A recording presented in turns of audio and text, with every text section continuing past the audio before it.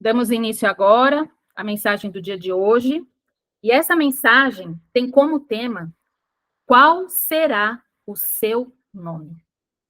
E nessa mensagem, eu estava refletindo sobre ela, e Deus falou muito ao meu coração. Eu sei que todos nós somos identificados pelo nosso nome. Talvez o seu nome, o nome que o pai de vocês deram a cada um aqui, possa ter sido escolhido pela beleza do nome que os seus pais acharam, pode ter sido por uma homenagem a alguém, a algum familiar, pode ter sido pelo significado, por aquilo que ele representa, pode ter sido também por meio de uma superstição ou uma crença, talvez você tenha recebido o nome de algum santo de devoção dos seus pais, ou mesmo o seu nome pode ter sido escolhido de uma forma sazonal. Nós vemos que muitas vezes, nesse período que nós estamos vivendo hoje, qual é o nome que está mais em evidência nesse momento? De menino, seja Miguel, Lorenzo, Kenzo, verdade, Davi. Eu não sei vocês, mas o meu nome, ele também foi escolhido de forma sazonal. Porque eu creio que nos dias de hoje é muito difícil você ver uma criança sendo chamada de Adriana. Já na minha época, na época da escola, na minha sala de aula, eu lembro que tinham 4 Adrianas contando comigo. Então, era comum naquela época uma criança ser chamada de Adriana.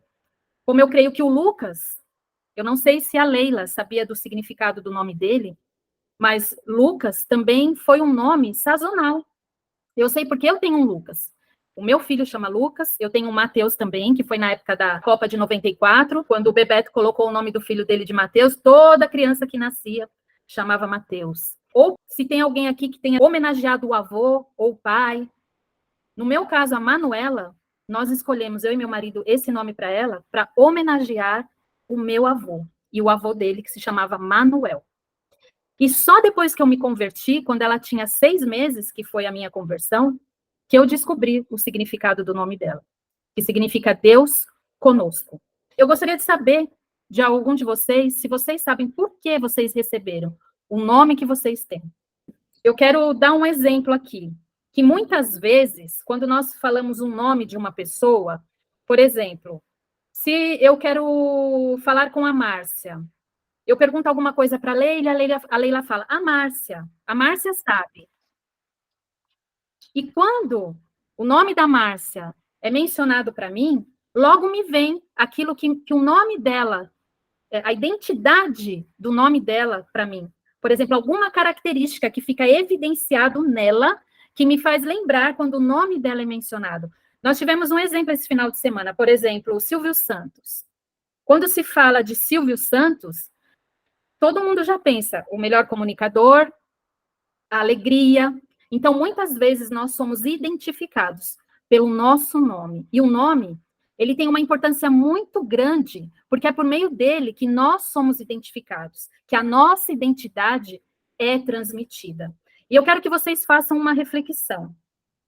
Qual é a identidade que cada um de nós tem transmitido? Como é que nós temos sido lembrados pelas outras pessoas quando o nosso nome é citado?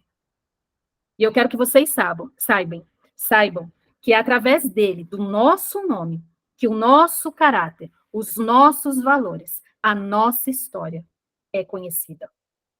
Nos tempos da Bíblia, e isso acontece também atualmente, na maioria dos judeus, dos árabes, dos muçulmanos, ou seja, a cultura do Antigo Oriente Médio tinha, e tem até os dias de hoje, o costume de nomear seus filhos pelo significado. Isso, para eles, é muito importante. É tão mais importante que o próprio sobrenome. E eu gostaria de explicar para vocês algumas singularidades da língua hebraica, para que vocês possam entender. E lá na frente vocês vão entender o porquê que eu estou dando toda essa exemplificação. Por exemplo, na língua hebraica, a letra J, ela não é pronunciada. Não existe a pronúncia para a letra J. Nós falamos Jerusalém, mas na língua hebraica não se fala Jerusalém. O J, ele é substituído pelo tetragrama do nome de Deus, que nós sabemos que é YHWH. Ou seja, o J, por exemplo, Jerusalém, eles falam Jerusalém. Jesus, não se fala Jesus, porque eles não pronunciam o J, se fala Yeshua. Jacó, não se fala Jacó, se fala Jacó. Então, e naquela época da Bíblia, e assim como é nos dias de hoje, nós conhecemos muitos exemplos. Por exemplo, Jacó, quando teve um de seus filhos, o Rúben, vou dar o exemplo do Rúben. Quando eles querem fazer alguma exclamação, por exemplo, algum espanto, eles falam ru, ru significa uma exclamação. E Ben significa filho. Toda vez que vocês ouvirem Ben, significa filho. Então ele colocou Ruben, filho. Esse era o significado de Ruben. E quando a sua mulher Raquel, a mulher de Jacó, ela morreu no trabalho de parto e deu à luz ao seu filho, o nome que Jacó queria ter dado para aquele filho se chamaria Ben-Noni. Ben nós sabemos que é filho. E Noni significa aflição, angústia, amargura, dor. Então, Ben-Noni, que era o nome que ele queria dar, o significado dele seria filho da aflição, filho da angústia. Mas ele acabou dando um nome de Benjamim, que na verdade não é Benjamim, né? É Benjamim, porque não se pronuncia o J. Ben, filho, Yamim, filho da minha destra, filho da mão direita. Esse é o significado de Benjamim. E Jacó, nós sabemos que o significado do nome de Jacó, que é Jacó, é aquele que agarra o calcanhar, que engana. E o seu irmão, Esaú, tinha esse nome, porque ele era uma criança peluda. E Esaú significa homem peludo. Então, os nomes na Bíblia, muitos deles são dados de acordo com o significado. Mas também existem aqueles nomes que foram dados por Deus.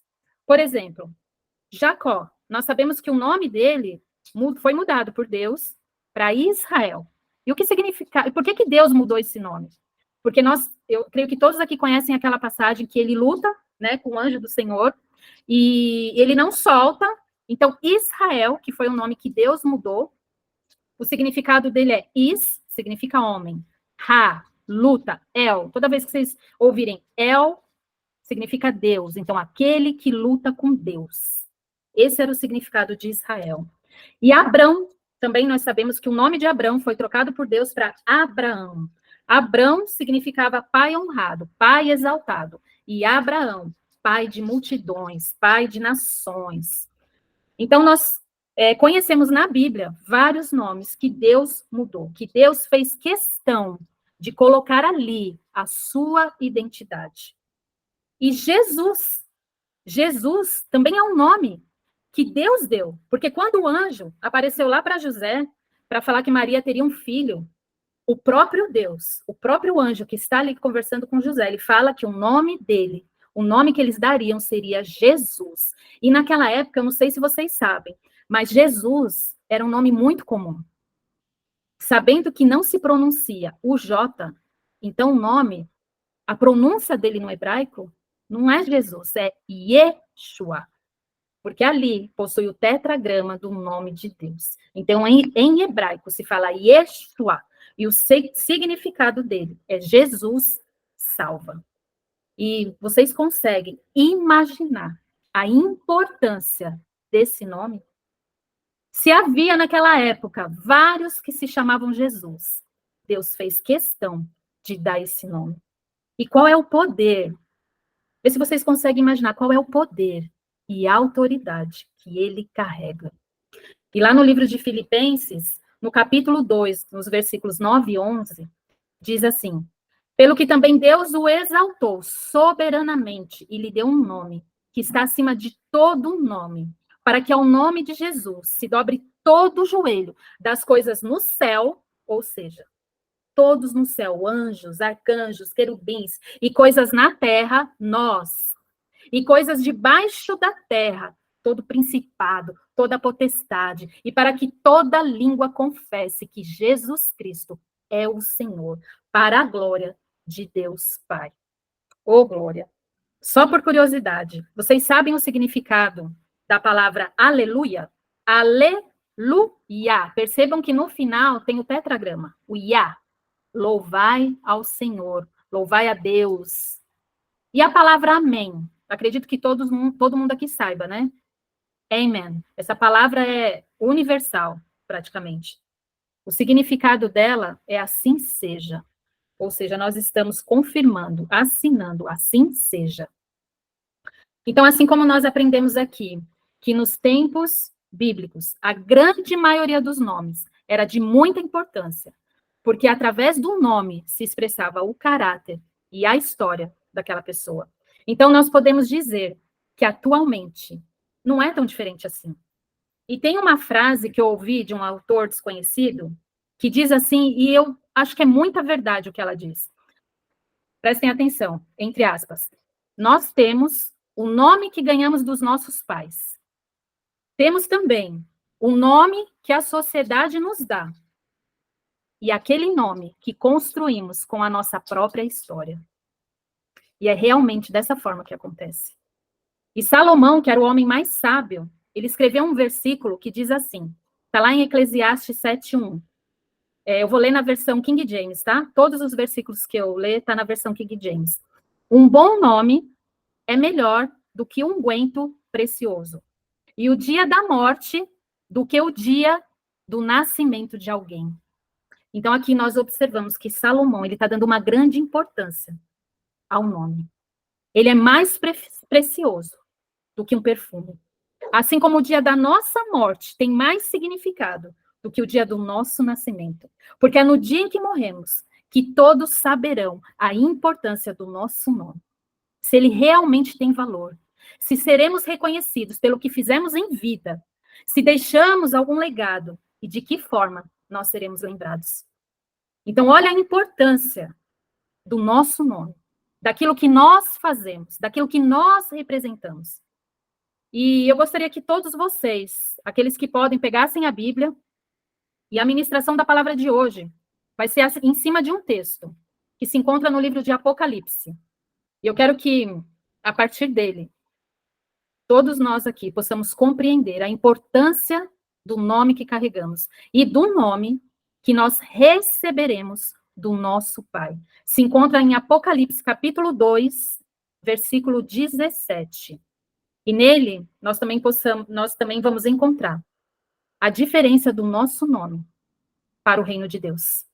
E eu creio que nós, assim como aqueles homens de Deus, como Abraão, como Jacó, receberam um novo nome, nós, filhos do rei, também receberemos um novo nome. Olha o que diz em Apocalipse 2:17. Diz assim: aquele que tem ouvidos, ouça o que o Espírito diz às igrejas. Ao que vencer, eu darei de comer do maná escondido, e lhe darei uma pedra branca, e inscrito na pedra um novo nome, que nenhum homem conhece, senão aquele que o recebe. Essa revelação, João recebeu do próprio Jesus. E ela foi dada por meio das 7 cartas escritas para as igrejas da Ásia, quando ele teve a visão na ilha de Patmos. E essa que eu citei aqui foi especificamente dada para a igreja de Pérgamo, mas ela pode ser aplicada a todas as igrejas dos dias de hoje, dos dias atuais. E essa é uma promessa de Jesus para todos nós. E eu quero que, assim como eu, todos nós possamos tomar posse dessa promessa dada por Jesus. E eu quero que vocês prestem atenção nessa primeira frase, que diz assim: aquele que tem ouvidos, ouça o que o Espírito Santo diz às igrejas. Se vocês pararem para observar, nas 7 cartas, tem essa frase: aquele que tem ouvidos, ouça o que o Espírito Santo diz à igreja. O que Jesus está querendo dizer aqui?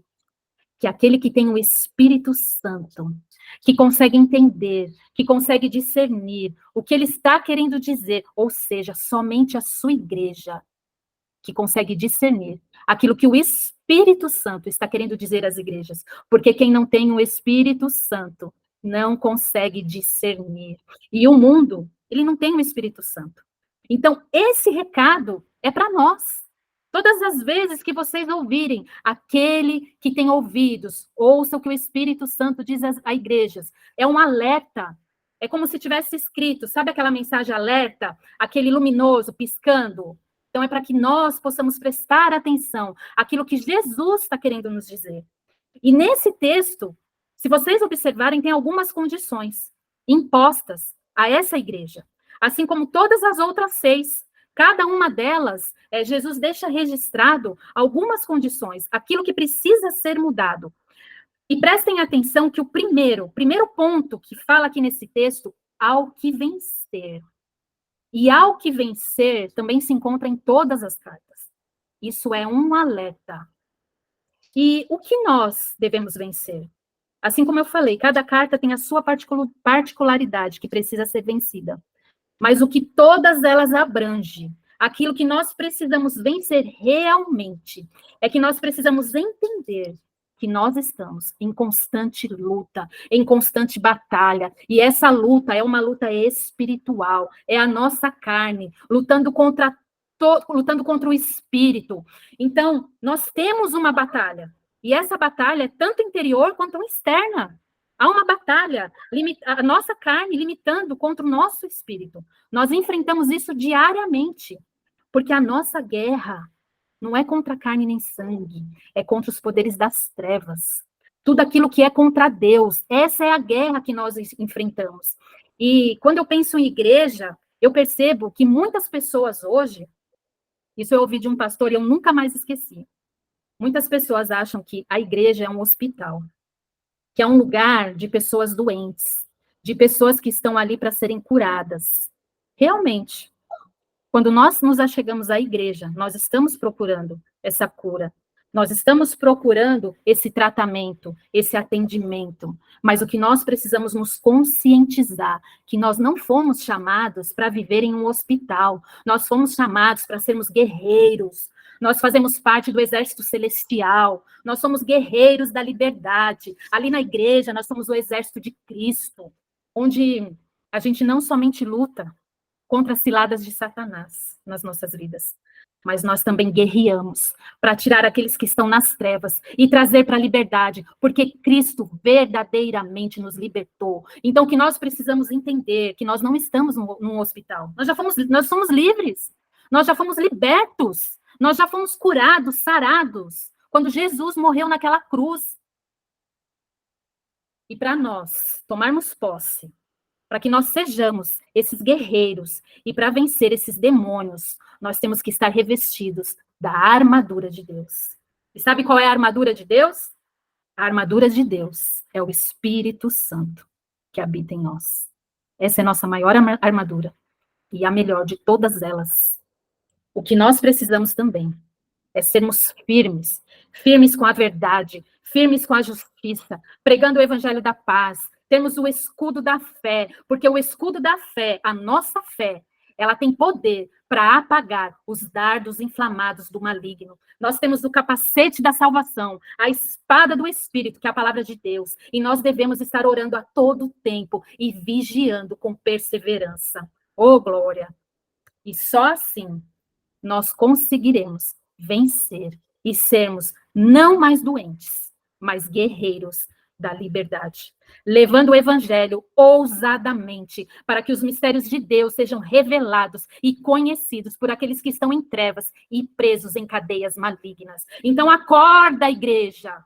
Vocês não são doentes. Vocês são guerreiros da liberdade. Nós fazemos parte do exército celestial. Nós temos a armadura de Cristo. Então, vamos tomar posse, para que nós possamos vencer todas essas batalhas que nós lutamos diariamente. O segundo ponto que eu consigo enxergar nesse texto é que diz que se nós vencermos, nós também comeremos o maná escondido. E o que seria esse maná? Nós sabemos que, nós lemos várias vezes lá no Antigo Testamento, nós temos conhecimento que o maná era aquilo que os israelitas, eles recebiam no deserto como sustento. Esse maná vinha diretamente do céu para aqueles que habitavam no deserto juntamente com Moisés. Mas para nós, vencedores de Cristo, esse maná é o pão da vida. Esse maná nós já temos, é Jesus. Você tem recebido esse maná diariamente? Nós vamos à igreja aos domingos, né? E quando nós estamos lá, nós estamos deliciando desse maná. Nós estamos nos deliciando do pão da vida. E será que quando nós saímos da igreja, esse maná, ele vem conosco? Ou ele só está conosco naquele momento de culto? Reflitam. E lá no livro de João, no capítulo 6, nos versículos 48 a 51, diz assim: na verdade, eu vos digo, aquele que crê em mim tem a vida eterna. Eu sou o pão da vida. Vossos pais comeram maná no deserto e morreram. Este é o pão que desce do céu, para que o homem que dele comer não morra. Eu sou o pão vivo, que desceu do céu. Se algum homem comer desse pão, ele viverá para sempre. E o pão que eu darei é minha carne, a qual eu darei pela vida do mundo. E no mesmo capítulo, no versículo 53 a 58, Jesus continua: se não comerdes a carne do Filho do Homem e não beberdes o seu sangue, não tereis vida em vós mesmo. Quem come a minha carne e bebe o meu sangue tem a vida eterna. E eu o ressuscitarei no último dia, porque a minha carne verdadeiramente é comida e o meu sangue verdadeiramente é bebida. Quem come a minha carne e bebe o meu sangue permanece em mim e eu nele. Assim como o Pai que vive me enviou e eu vivo pelo Pai, assim quem de mim se alimenta também viverá por mim. Este é o pão que desceu do céu. Não é o caso de vossos pais, que comeram maná e morreram. Quem comer este pão viverá para sempre. Esses versículos que eu acabei de ler, ele faz a comparação daquele povo que vivia no deserto, que eles comiam maná, mas eles morreram. Mas nós temos o verdadeiro pão da vida. Esse é o nosso maná, o maná escondido. E o que nós precisamos entender é que quando nós recebemos o pão da vida, que é Cristo, nunca mais nós teremos fome. E se cremos nele, nunca mais teremos sede. Oh, glória!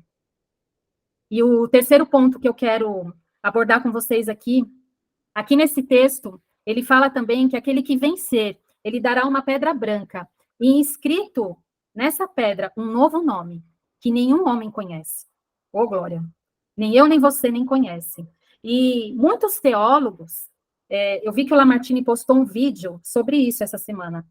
Muitos teólogos afirmam que o livro de Apocalipse, ele não deve ser compreendido de forma literal, mas que o livro de Apocalipse é como se fosse uma metáfora. Aquilo que João viu e que nós devemos imaginar e transcrever de acordo com aquela época. Mas eu creio que esse trecho que João viu, assim como todo o livro de Apocalipse, ele deve ser lido e compreendido de forma literal. E os teólogos afirmam que esse trecho, que ele fala aqui sobre essa pedra branca, ele está relacionando esse trecho com a época de juízes, que quando as pessoas eram levadas até os juízes da época para serem absolvidos ou para serem condenados, aqueles que eram condenados, eles recebiam uma pedra preta. E aqueles que eram absolvidos, eles recebiam uma pedra branca. Mas eu creio, e eu espero que vocês também creiam, que o que João viu se remete a tudo que iremos viver futuramente e na eternidade. E aqui, como Jesus afirma a João, eu creio que nós receberemos uma pedra branca, e que nela estará escrito um novo nome, e que assim como Abrão e Jacó receberam também um novo nome, nós, os que vencermos, também receberemos. E esse nome, nenhum homem conhece, nem eu, nem você, mas Jesus sabe. Oh, glória, aleluia. E o mais interessante é que a Bíblia, ela se confirma com ela mesma, né? De Gênesis a Apocalipse, nós podemos ver várias confirmações. Uma coisa liga a outra, um versículo remete ao outro. E no livro de Apocalipse também, no capítulo 3, versículo 5, diz assim: aquele que vencer será vestido de vestes brancas, e não apagarei o seu nome do livro da vida, mas eu confessarei o seu nome diante do meu Pai e diante de seus anjos. Olha o que nos espera, meus irmãos. E sabe como que eu imagino esse dia? Nós, aqueles que venceram, a todas as investidas de Satanás, a todas as tentações, aquele que vence a própria carne, e que deixar que o Espírito prevaleça.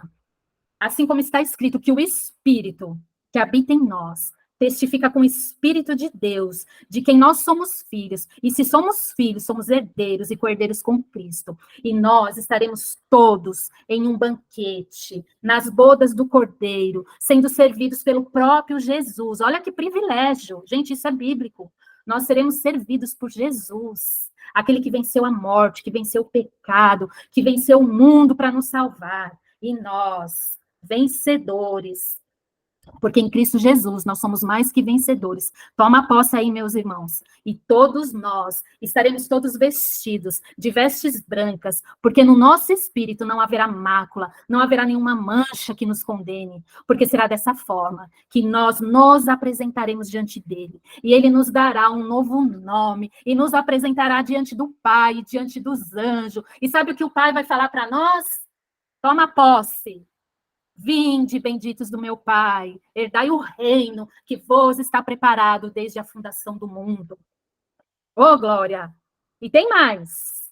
Em Apocalipse 3:12, também diz, aquele que vencer, eu o farei uma coluna no templo do meu Deus, e ele não sairá mais de lá, e eu escreverei sobre ele o nome do meu Deus, e o nome da cidade do meu Deus, que é a Nova Jerusalém, que desce do céu do meu Deus, e eu escreverei sobre ele o meu novo nome.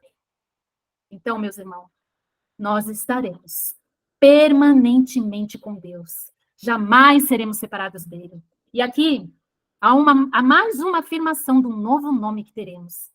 E esse nome será um nome de Deus. Olha quantas promessas nós temos da parte de Deus. E isso tudo, para mim, manifesta o seu amor por nós. Gente, o amor de Deus por nós é inesgotável. Nós não merecemos tudo isso. Mas o que nós precisamos entender é que para que nós consigamos vencer, nós precisamos, enquanto estivermos nesse mundo, escolhermos qual será o nosso nome. Aquele nome que somos reconhecidos pela sociedade, mas também aquele nome ao qual nós seremos lembrados no final da nossa vida aqui nessa terra. Entendo que nós devemos estar a todo tempo vigilantes, firmes, inabaláveis na fé, sendo fortes, corajosos, e todas as coisas que nós fizermos sejam feitas em amor. Amor por aquele que não mede esforço, que não mediu esforço para dar o seu próprio filho em nosso lugar. Sabendo que o nosso trabalho não é em vão no Senhor, porque nós temos todas essas promessas.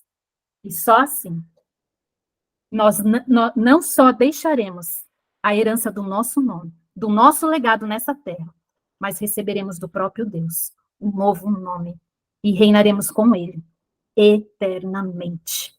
Amém?